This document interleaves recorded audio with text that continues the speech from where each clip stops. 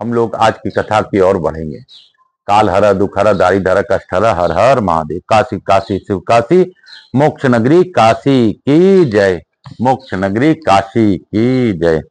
कल हम लोगों ने बहुत ही अभूतपूर्व कथा जानी। कल हम लोगों ने कैसे जाना कि कल राजा चौल और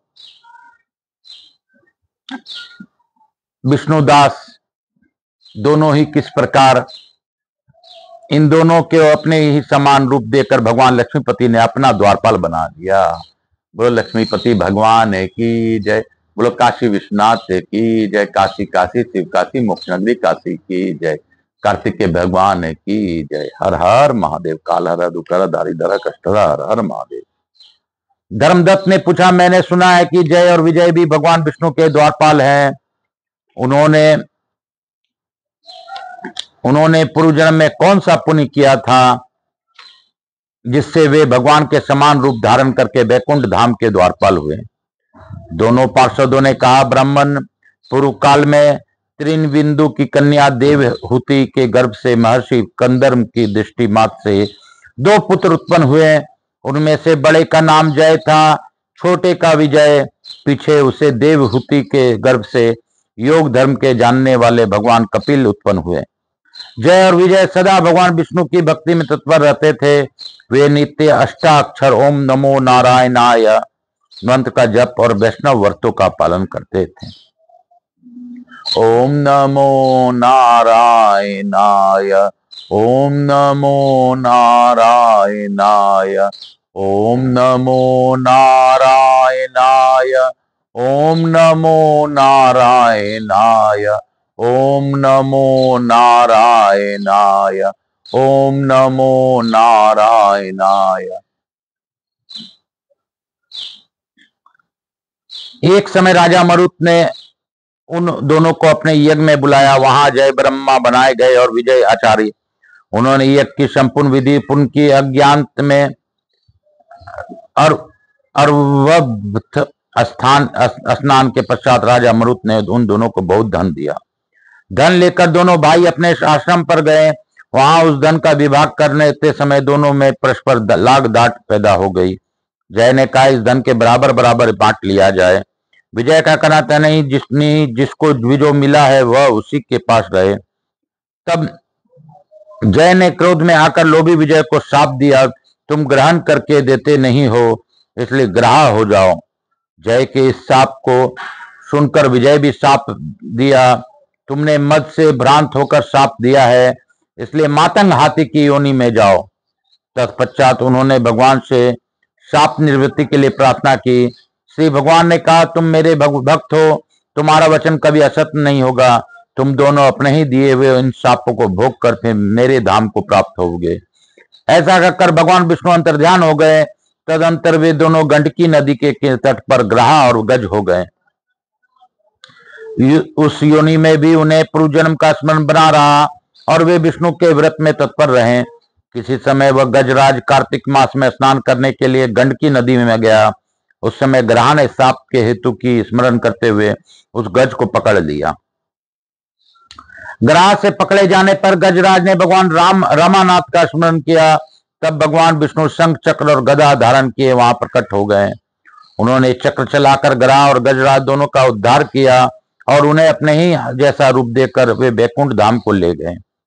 तब से वह स्थान हरि क्षेत्र के नाम से प्रसिद्ध है। वे दोनों विश्वविख्यात जय और विजय हैं जो भगवान विष्णु के द्वारपाल हुए हैं। धर्मदत्त, तुम भी मात्सर्य और दंभ का त्याग करके सदा भगवान विष्णु के व्रत में स्थिर रहो। समदर्शी बनो।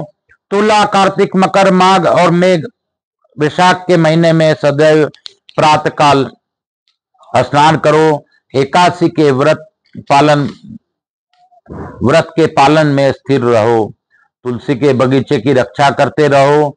ऐसा करने से तुम भी शरीर का अंत होने पर भगवान विष्णु के परम पद को प्राप्त होगे। भगवान विष्णु को संतुष्ट करने वाले तुम्हारे इस व्रत के बढ़कर न यज्ञ है और न तीर्थ ही है। विप्रवर, तुम धन्य हो जिसके व्रत के आधे भाग का फल पाकर यह स्त्री हमारे द्वारा वैकुंठ धाम में ले आई जा रही है। नारद जी कहते हैं, राजन धर्मदत्त को इस प्रकार उपदेश करके वे दोनों ब्रह्मा विमानचारी पार्षद उस कलह के लिए साथ वैकुंठ धाम को चले गए। धर्मदत्त जीवन भर भगवान के व्रत में स्थिर रहा और देवासन के बाद उन्होंने अपने दोनों स्त्रियों के साथ वैकुंठ धाम प्राप्त कर लिया। इस प्राचीन इतिहास को जो सुनता और सुनाता है वह जगत गुरु भगवान की कृपा, उनके सानिध्य प्राप्त करने वाली उत्तम गति पाता है। बोलो शंकर भगवान की जय, बोलो विष्णु भगवान की जय। इस प्रकार हम लोग कार्तिक मास के अद्भुत बातों का जान कर रहे हैं। आज चूंकि मेरी माँ नारायणी देवी राजगढ़िया का भी तिथि श्राद्ध है, तो तिथि श्राद्ध में उनको भी स्मरण करते हुए एक अध्याय में उनके और जिनका भी आज तिथि श्राद्ध है उनके नियम, उनके लिए, उनकी शांति के लिए, उनके प्रसन्नता के लिए आज आगे के एक अध्याय पढ़ूंगा।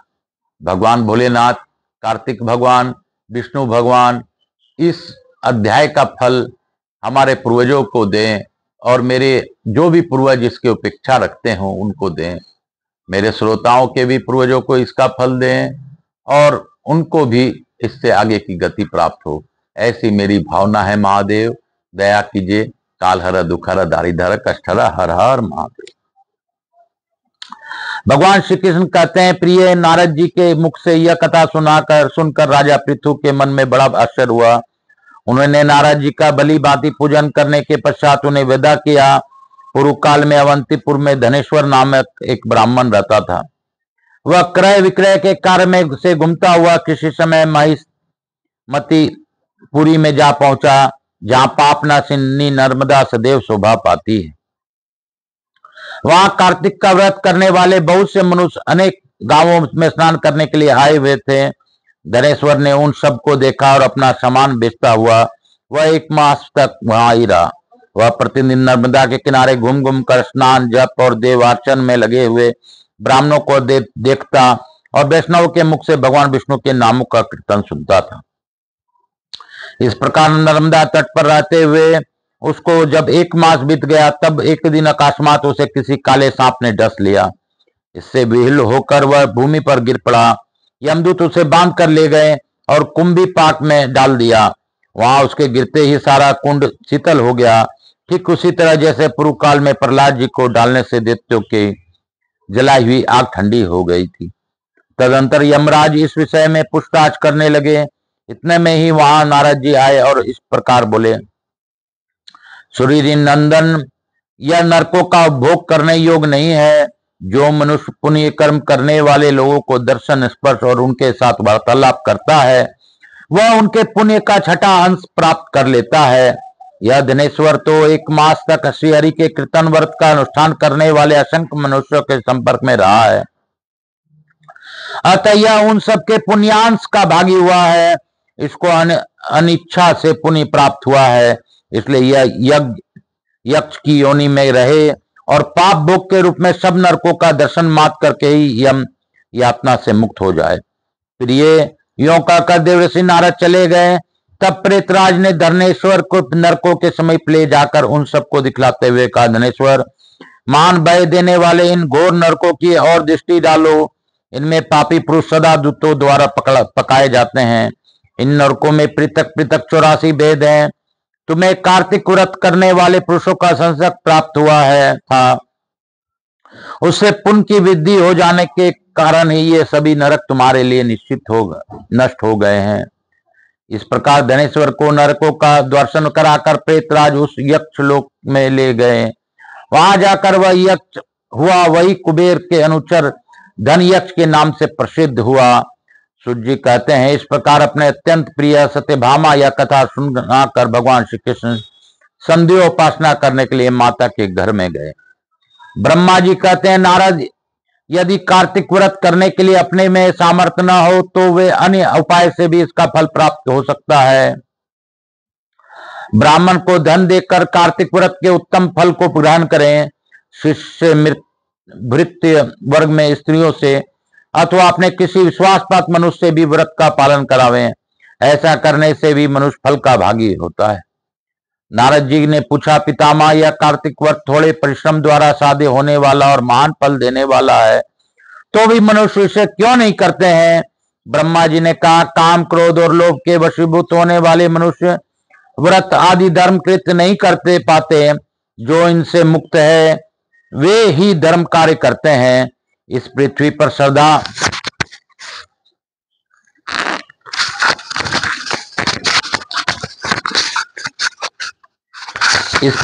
श्रद्धा और मेघा, ये दो वस्तुएं ऐसी है जो काम, क्रोध आदि का विनाश करने वाली है। इनसे व्याप्त मनुष्य भगवान विष्णु का श्रवण कीर्तन आदि करता है, पर जिसकी बुद्धि खोटी है वह यह सब नहीं करता। इसी से वह अंधकारपूर्ण नरक में गिरता है। पढ़ाने से, यज्ञ कराने से और एक पंक्ति में बैठकर भोजन करने से मनुष्य दूसरों के लिए हुए पुण्य और पाप का चौथाई भाग प्राप्त कर लेता है।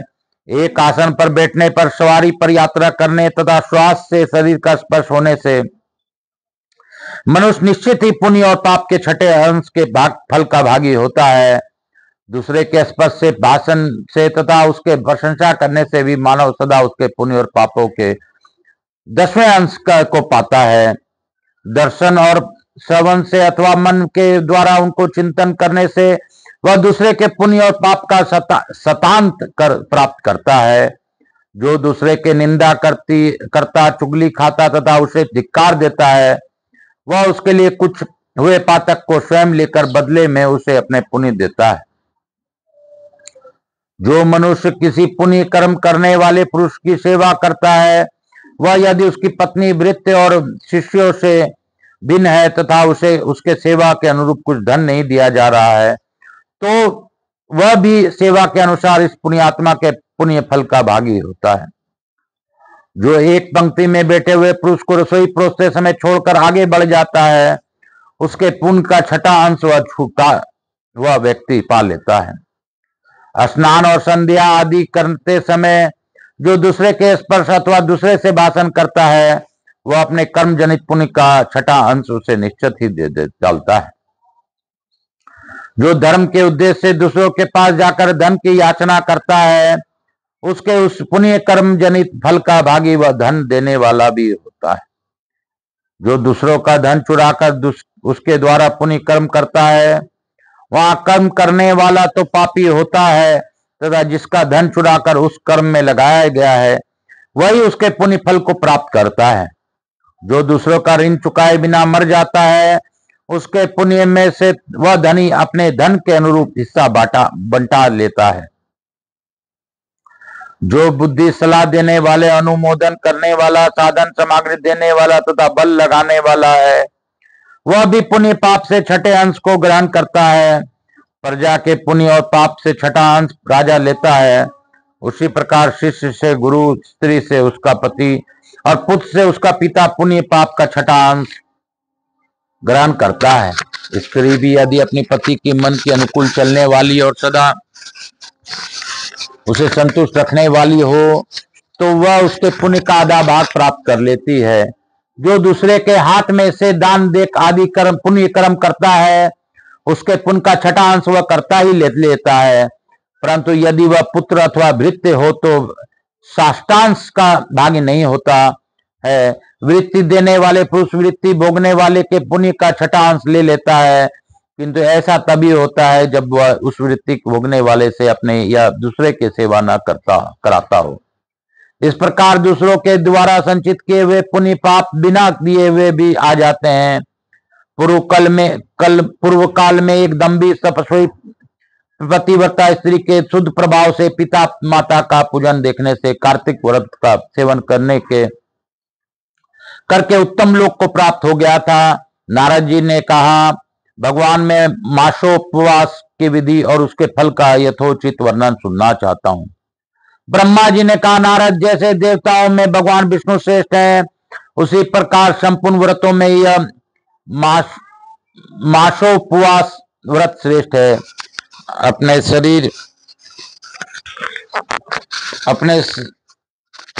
शरीर के बलाबल को समझकर मासोपवास व्रत करना चाहिए। अश्विन के शुक्ल पक्ष की एकादशी को उपवास करके 30 दिनों के लिए इस व्रत को ग्रहण करना चाहिए और उतने ही दिनों तक भगवान के मंदिर में जाकर तीनों समय भक्ति पूर्वक नैवेद्य, धूप, दीप तथा नाना प्रकार के पुष्पों से मन, वाणी और क्रिया द्वारा भगवान गरुड़ ध्वज की पूजा करनी चाहिए। सब धर्म परायण मनुष्य और अपने इंद्रियों को वश में रखने वाले सौभाग्य व्यक्ति अथवा विधवा स्त्री भगवान वसुदेव की पूजा करे, दूसरे का अन्न ग्रहण न करे परंतु स्वयं दूसरों को अन्न दे, व्रतस्थ पुरुष शरीर में उपटन लगाना, मस्तक में तेल मलना, पान खाना और चंदन आदि का लेप करना छोड़ दे। इसके सिवा अन्य निषिद्ध वस्तुओं को भी त्याग करे। व्रत का पालन करने वाला मनुष्य विपरीत कर्म में लगे रहने वाले किसी मनुष्य को न तो स्पर्श करे और न उससे वार्तालाप ही करे। गृहस्थ भी देव मंदिर में रहकर व्रत का आचरण करे। यथोक्त विधि से मासोपवास उपवास पूरा कर के द्वादशी में परम पवित्र भगवान विष्णु का पूजन करे। दक्षिणा दे। मासोपवास के अंत में 13 ब्राह्मणों का वरण करके वैष्णव यज्ञ करावे। तत्पश्चात ब्राह्मणों को भोजन करावे और उन्हें तांबुल सहित 2-2 वस्त्र देकर पूजन पूर्वक विदा करे। इस प्रकार मासोपवास की विधि बताई गई। बोलो शंकर भगवान की जय। बोलो काशी विश्वनाथ की जय। काशी काशी शिव काशी मोक्ष नगरी काशी की। हम लोगों ने आज भी अद्भुत बातें, अद्भुत कथा का श्रवण किया। मेरे भोलेनाथ की दया है यह अद्भुत कथा हम लोगों को मिली है और मैं यही कहूंगा कि बाद के अध्याय जो मैंने पढ़े हैं उससे हमारे पितरों को मुक्ति प्रदान हो।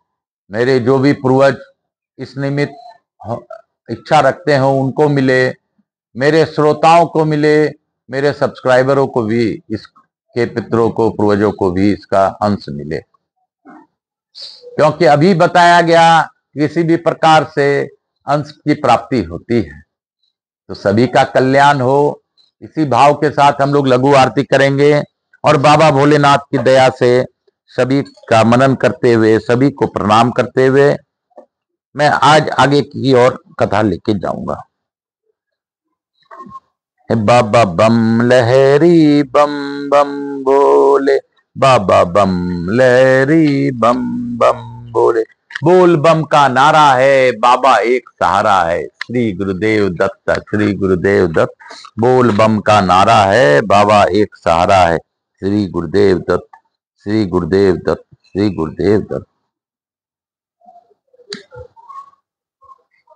कपूर गौरम करुणावतारम संसार सारम भुजगेंद्रहारम सदा वसंतम हृदयारविंदे भवम भवानी सहितम नमामि। श्री राम जय राम जय जय राम। श्री राम जय राम जय जय राम। श्री राम जय राम जय जय राम। मातृ देवी व पितृदेव व सब पितृ देवताभ्याम नमो नमः। समस्त देवी देवताभ्यो नमो नमः। यहाँ के स्थान देवता, वास्तु देवता, ग्राम देवता, क्षेत्रपाल देवता, समस्त देवी देवताभ्यो नमो नमः। समस्त देवी देवताभ्यो नमो नमः। भक्तवत्सलाय नमो नमः। स्कंद महापुराणाय नमो नमः। हर हर महादेव। शंभो शंभो शंभो। शीतलीकरण हम कर्षित। हर हर महादेव, हर हर महादेव। शंभो शंभो शंभो। बोल बम का नारा है, बाबा एक सहारा है।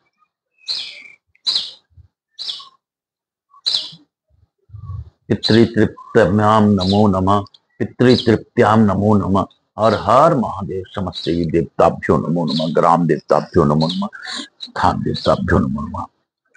मैं आप सबों को पुनः वंदन करते हुए, बाबा भोलेनाथ का स्मरण करते हुए, आप सबों को नमन करते हुए और प्रथम पूज्य देव गणपति गणेश जी महाराज, लक्ष्मी जी महाराज, रिद्धि सिद्धि शुभ लाभ कुबेर जी महाराज से अनुरोध करता हूँ हमारे यहाँ निवास रहकर अखंड कृपा बनाए रखें।